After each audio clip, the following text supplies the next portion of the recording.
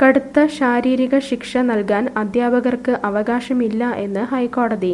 കൊച്ചി: അടി നൽകാത്ത കുട്ടി നന്നാകില്ല എന്ന ചിന്താഗതിയോട് യോജിക്കാനാകില്ലെന്നും വിദ്യാർത്ഥികൾക്ക് ശാരീരികമായി കടുത്ത ശിക്ഷ നൽകാൻ അധ്യാപകർക്ക് അവകാശമില്ല എന്നും ഹൈക്കോടതി.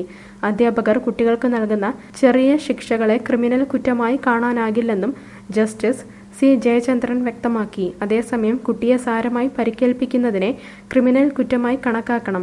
ബാലനീതി നിയമം, വിദ്യാഭ്യാസ അവകാശ നിയമം, കുട്ടികളുടെ അവകാശങ്ങളുമായി ബന്ധപ്പെട്ട UN കൺവെൻഷൻ എന്നിവ സമഗ്രമായി വിലയിരുത്തിയാണ് ഉത്തരവ്.